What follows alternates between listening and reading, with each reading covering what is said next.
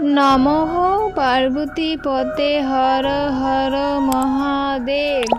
আমি স্বপ্না, আর আমি আজকে বৃহৎ শিব মহাপুরাণের অষ্টাদশ অধ্যায়ের গণেশের বিবাহর আজকে চতুর্থ, পঞ্চম এবং ষষ্ঠ পাঠ করতে চলেছি। তো তোমরা সকলে চলে এসো বৃহৎ শিব মহাপুরাণের মধুর বাণী শ্রবণ করতে। আজকের শ্লোকটি হলো পিতৃস্য পূজনম কৃতা প্রক্রান্তি চ করতি চ তস্য বৈ পৃথিবী জন্যম ফলম ভবতি নিশ্চিতম। যদি বৃহৎ শিব পুরাণ পাঠ করতে গিয়ে আমার জানতে এবং অজান্তে কোনো ভুল ত্রুটি হয়ে থাকে তাহলে সকলে আমাকে ক্ষমা করে দিবেন। শ্লোকটির অনুবাদ হলো, তখন তাহারা কহে, হে অবুঝ পুত্র, সুবিশাল এ পৃথিবী জানহ নিশ্চিত, তুমি তাহা প্রদক্ষিণ করিলে কখনো, এইক্ষণে তাড়াতাড়ি করহ গমন। তাহাদের কথা শুনি দেব গজানন অতিশয় ক্রোধ ভরে কহেন তখন, আমি যে আপনাদের করিয়া পূজন সপ্তবার প্রদক্ষিণ করে নিও এখন, উহা কি পৃথিবী প্রদক্ষিণ নাহি হয়? আমার নিকটে তাহা বলুন নিশ্চয়। ধর্ম প্রবর্তক বেদশাস্ত্রে ইহা কয়, আপনারা বলেন কি উহা সত্য নয়? পিতা ও মাতার পূজা করিয়া যে জন তাহাদের প্রদক্ষিণ করিলে তখন, তাহার পৃথিবী প্রদক্ষিণ ফল হয়, শাস্ত্রের বচন তাতে নাহিক সংশয়। গৃহে পিতামাতাকে তেজিয়া যেই জন পুণ্যর আশার তীর্থে করয়ে গমন, পিতৃ মাতৃবোধ হেতু যেই পাপ হয়, তীর্থসেবী সেই জন পাইবে নিশ্চয়। পিতা ও মাতার পাদপদ্মেই সদাই পুত্রের প্রধান তীর্থ জানিবে নিশ্চয়। পুত্র ও ভার্যার তীর্থ গৃহে বর্তমান, অবশ্য বুঝিতে পারে যে জন বিদ্বান। পুত্রের নিকটে পিতামাতা তীর্থ হয়, পত্নীর নিকটে স্বামী সর্বতীর্থময়।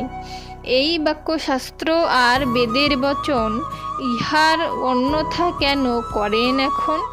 ইহাতে পৃথিবী প্রদক্ষিণ যদি নয়, তবে বেদবাক্য মিথ্যা বলুন নিশ্চয়।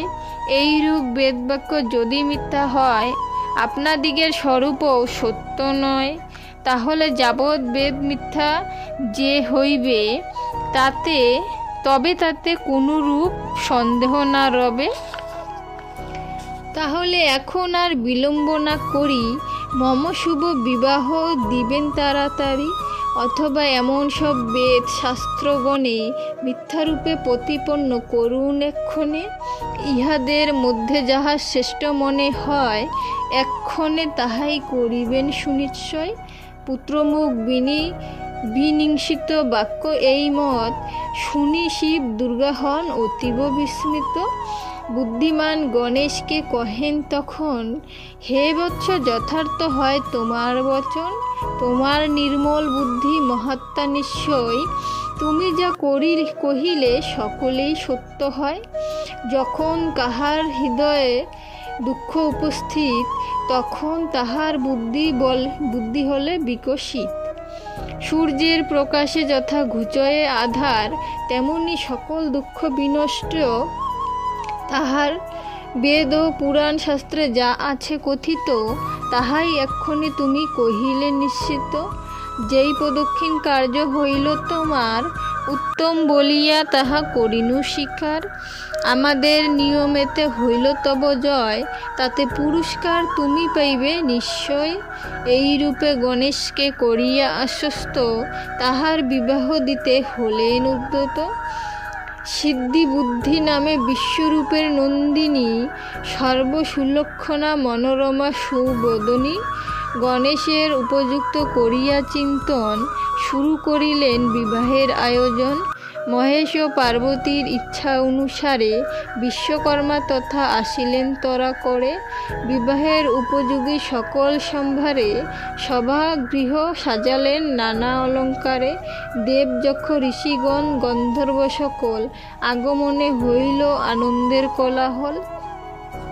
অতঃপর সিদ্ধি বুদ্ধি তথায় আসিল, শুভক্ষণে গণেশের বিবাহ হইল। এই বিবাহেতে ঋষি অমর নিকর সকলেই হইলেন আনন্দ অন্তর। সেই রূপ গণেশও লোভী পত্নীদ্বয়, সেইকালে আনন্দ লোভিল অতিশয়। শুনো সবে সিদ্ধির গর্ভেতে অতঃপর লক্ষ্য নামে এক পুত্র জন্মিল সুন্দর। লাভ নামে আর পুত্র বুদ্ধির গর্ভেতে জন্মলাভ করিলেন অপূর্ব রূপেতে। এরূপে গণেশ মহা আনন্দের ভরে নানাবিধ সুখ ভোগ করেন সংসারে। সমগ্র পৃথিবী প্রদক্ষিণ করি পরে কার্তিক আসিল ফিরে কৈলাস নগরে। এমন সময় তথা নারদ আসিয়া কার্তিকেরে কহিলেন গোপনে ডাকিয়া, তোমাপতি ছল করি হর ও পার্বতী, পৃথিবী ভ্রমণ হেতু পাঠান সম্প্রতি। সেই অবসরে প্রিয় পুত্র গণেশেরে বিবাহ দিলেন তরা আনন্দ অন্তরে। পত্নীদ্বয় লাভ করি গণেশ এখন পরম আনন্দে কাল করিছে যাপন। ক্রমে ক্রমে সেই দেব লোভী পুত্রদ্বয় বর্তমানে সুখ ভোগ করে অতিশয়। সমগ্র পৃথিবী ব্যাপী করিতে ভ্রমণ তোমার বহুত কষ্ট হইল এখন।